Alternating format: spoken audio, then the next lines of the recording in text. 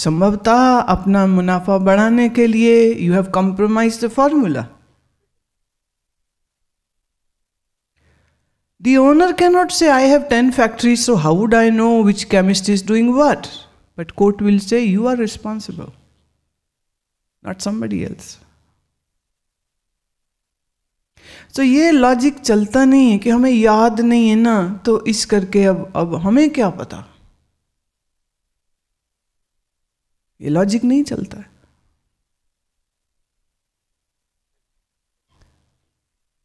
जिस मन में संसार का आकर्षण है, रजोगुण है, तमोगुण है, और रजोगुण और तमोगुण का जितना विस्तार भगवत गीता के अध्याय 16 और 18 में मैंने दिया है, अगर आपने उसे सही से सुना है, अगर आपने उसे सही से समझा है, तो आपके लिए ये मुश्किल ना होगा समझना कि आपका मन सात्विक नहीं है.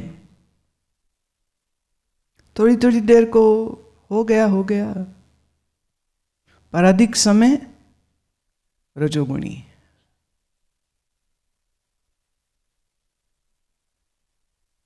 जब भी मैं भक्ति सिद्धांत पर बात करने लग जाती हूँ तो मैंने ये देखा कि लोगों की ये धारणा बनने लग जाती है, ये बड़ा आसान है, ये तो बड़ा ही सरल है, देखो कितना आसान है, गुरुजी गाएं कीर्तन और हम नाचें, कितना मज़ा आया, ये बढ़िया है. योग बड़ा मुश्किल है, होता भी नहीं है, करें भी क्यों.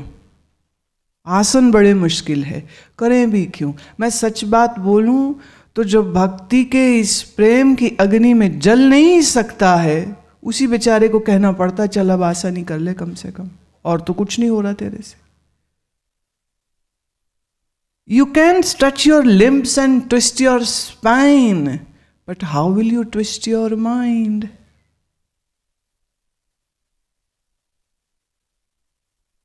मैं कहूं ताड़ आसन में खड़े हो जाओ, तुम थोड़ी कोशिश करके हो सकते हो जाओगे. मैं कहूँ सर्वांग आसन में चले जाओ और तुम्हारे कंधों पर पूरा तुम्हारा शरीर वर्टिकली 90 डिग्री में खड़ा होना चाहिए, कुछ अभ्यास के बाद हो सकता है. पर मैं आपसे कहूँ कि अपने मन को एकदम एकाग्रचित्त कर दो और संसार की एक स्मृति और वृत्ति ना बने, कर सकोगे. शरीर दिखता है, हाथ दिखते, पैर दिखते, तो इसको सीधा टेढ़ा मोड़ना, जैसे जैसे आसन की आवश्यकता हो वो करना आसान हो, या अपने मन को सीधे पकड़ लेना आसान होगा. लॉजिक लगा लीजिए.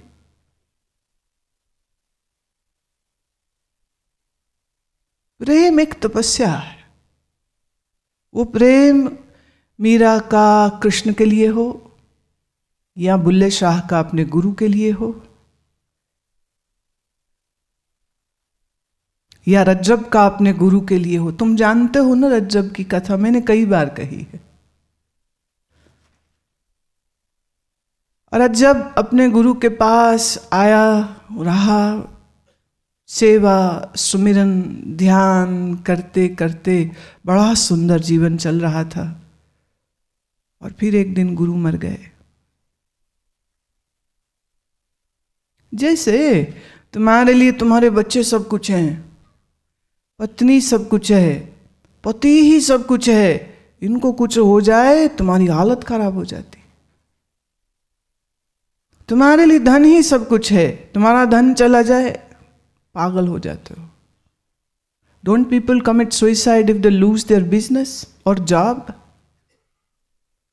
Don't people commit suicide just because the wife or girlfriend or boyfriend has left. They do. बस ये समझ लीजिए, जितनी मोहब्बत तुम परिवार, घर, धन, दुनिया के साथ करते हो एक शिष्य के लिए, उससे भी करोड़ों गुना ज्यादा मोहब्बत उसको अपने गुरु से होती. और अरबों गुरु मर गए. दुनिया तो रोए, छाती पीटे, रोए रोए रोए, पूरा आश्रम शोक में डूब गया. लेकिन रज्जब कहते रोए नहीं, वो ऐसे जैसे पत्थर हो गए हो. एक आंसू नहीं निकला आंख से, एक टक गुरु के मृत शरीर को देखते रहे। आंखें तो जैसे झपकना ही भूल गई। देखे जा रहे। उनके अंतिम क्रिया कर्म की व्यवस्था हुई, चादर डाली, उनकी शव यात्रा निकाली गई, बैंड बाजे के साथ दुनिया रो रही। पर सबके नजर में यह बात भी आ रही थी कि रज्जब रो नहीं रहे। How come? ऐसा कैसे? रज्जब के गुरु की चिता को आग लगाई जाती है, रज्जब देखते रहते हैं। चिता जल जाती है, वो तब भी देखते रहते हैं। चिता की सिर्फ राख बचती है, अब देखने को कुछ है ही नहीं। तब उन्होंने आंख बंद कर ली और फिर सारी जिंदगी आंखें नहीं खोली। सोच सकते हो उनकी मोहब्बत की सीमा। It's unbelievable story. Nothing comes parallel to this in the history of religion and spirituality world over. लोग कहते, अरे आंख तो खोल, देखो हमने गुरुजी का समाधि बनाया है, नहीं खोले। लोग कहे आंखें खोल, इतनी सुंदर दुनिया ईश्वर ने बनाई तो देखता ही नहीं। रज्जब कहते जो देखने लायक था वो अब है नहीं, और अब कुछ मेरे लिए बचा नहीं यहां पर। क्या आप समझ सकते हैं कि आंखें हों और फिर हम न देखें? एक अंधे की तरह जीवन जीने में कितनी कठिनाइयां आई होंगी, कितने बार गिरे होंगे, कितने बार ठोकरें लगी होंगी, कितने बार तकलीफ हुई होगी शरीर को, कितने बार सिर फूटा होगा, कितने बार चोट लगी हो, लेकिन फिर भी आंख नहीं खोली। आंख ने इतनी मोहब्बत। गुरु भक्ति की अगर पराकाष्ठा में बोलूं तो मुझे दो नाम बड़े आते हैं ध्यान में, जिनमें प्रथम नाम आता है रज्जब का और दूसरा आता है मिलारेपा का। तिब्बत में हुए थे ये बौद्ध भिक्षु, बड़ी अद्भुत कथा है उनकी भी। पर कहने का मेरा भाव ये है कि जिसको ये लगता है ना कि भक्ति सिर्फ मतलब इतना है कि तिलक लगा लो, हाथ माला पहन लो, कीर्तन कर लो, थोड़ा नाच लो, थोड़ा गा लो, बस इतनी भक्ति नहीं है। भक्ति तो आग है, भक्ति तो जला देती है, भक्ति तुम्हारे अहंकार का मलिया मेट कर देती है, संसार होके भी नहीं रह जाता है, दिखता भी नहीं है उसको। भक्त के लिए अगर दुनिया में दृष्टि भी जावे तो बस अपने भगवान के लिए ही जाती है। इसलिए तो फूल अच्छे देखता है तो सोचता है ये भगवान के लिए मैं श्रृंगार बनाऊं तो बड़े सुंदर लगेंगे। वो अच्छा कपड़ा देखता है तो सोचता है मैं इससे उनकी पोशाक बनाऊंगा, बड़े अच्छे लगेंगे, आसन बनाऊंगा। वो अच्छी मिठाई देखते हैं तो सोचते हैं भगवान को भोग लगाऊं। अब वो भगवान के लिए करे या एक शिष्य अपने गुरु के लिए करे, it is one and the same thing, दोनों में कोई भेद नहीं।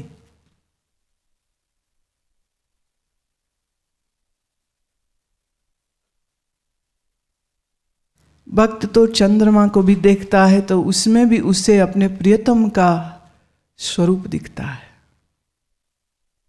और रात काली आ जाए, घनघोर बादल आ जाए तो बादलों को देख के, मीरा का पद है, बादल देख डरी हो श्याम, बादल देख डरी, मैं डर गई हूं बादलों को देख करके।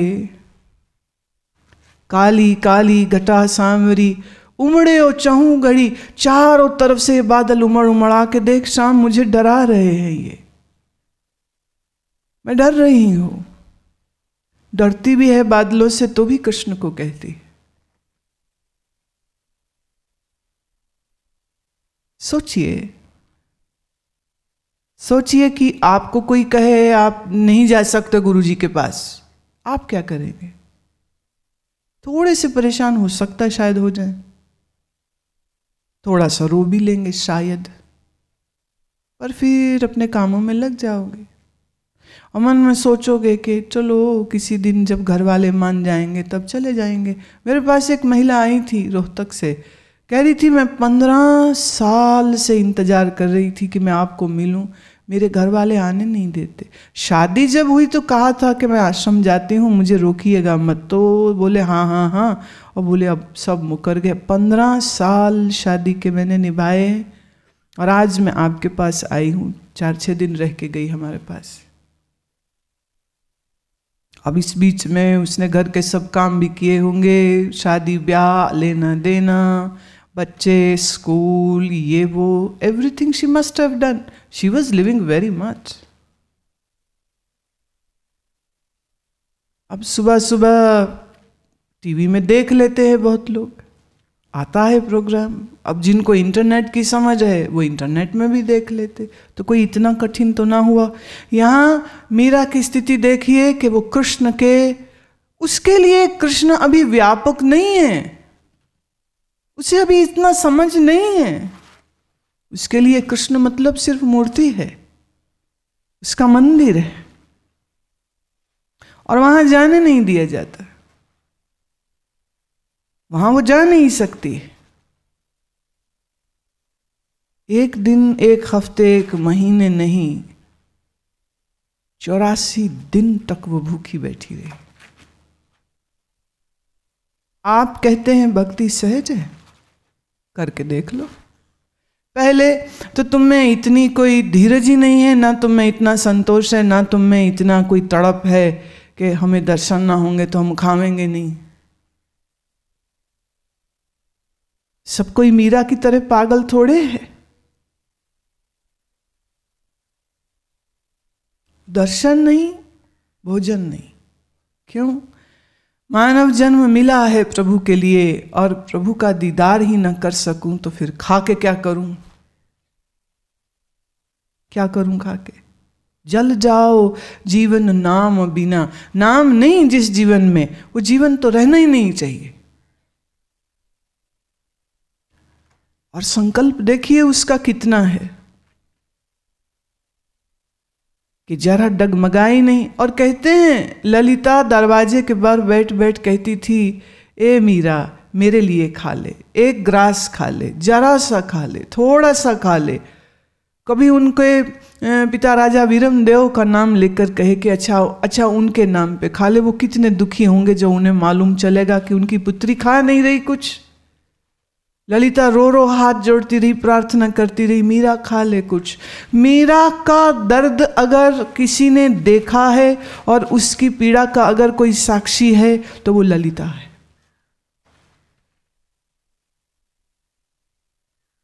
तकिए भीग जाते थे आंसुओं से, पर आंसू की एक बूंद भी कहीं मुख में न चली जाए, इस बात का भी ध्यान मीरा रखती थी। अनशन है तो पूरा ही है, फिर है इतनी तपस्या करने की दम तुम में।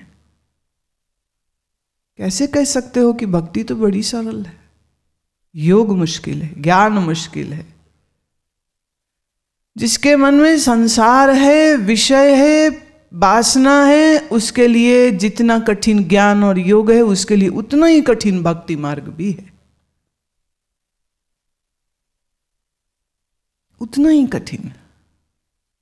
हम चाहते हमारा दुनिया, हमारा संसार भी बना रहे, वो बीच में चलो थोड़ा थोड़ा भगवान जी को याद कर लो, थोड़ा थोड़ा गुरु को याद कर लो, थोड़ा थोड़ा सत्संग सुन लो, that's it. But your major time goes into pursuing the worldly stuff. Meera यूं भी कर सकती थी कि चलो मैं आंख बंद करके अपने मन में दर्शन कर लेती हूं, क्योंकि इतनी एकाग्रता। मीरा की एकाग्रता किसी योगी से कम नहीं है। मीरा के साधन अलग थे।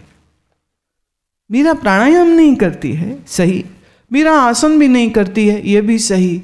पर मीरा के पास वही एकाग्रता है जो एक योग अभ्यासी आसन, प्राणायाम, प्रत्याहार करने के बाद प्राप्त करता है।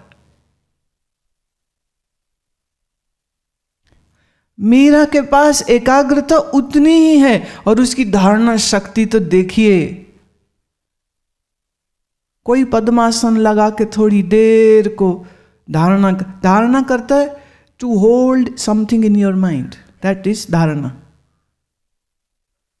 योगी धारणा करता है गुरु पर, आकाश पर धारणा करता है, चिदाकाश पर।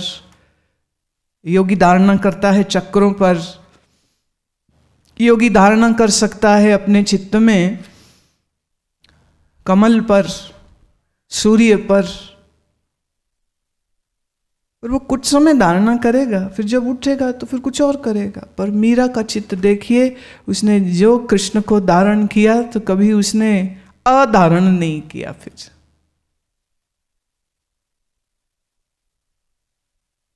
Always into it. इसका समर्पण, मीरा का संकल्प, मीरा की तपस्या इस बात की सूचक है कि भक्ति इसको कहते हैं। अब जब कल मैंने बताया कि 84 दिन के बाद जब द्वार खोल दिए, परमिट कर दिया कि आप जा सकती हैं जहाँ जाना चाहें, हाँ? पर कुछ ही दिन चला ये प्रोग्राम। फिर विक्रम राणा को कष्ट हो गया। ये पुरुषों के साथ बैठे कि राजस्थान में इतना लंबा घूंघट काटते, एक नहीं दो दो चुनरी का घूंघट काटते।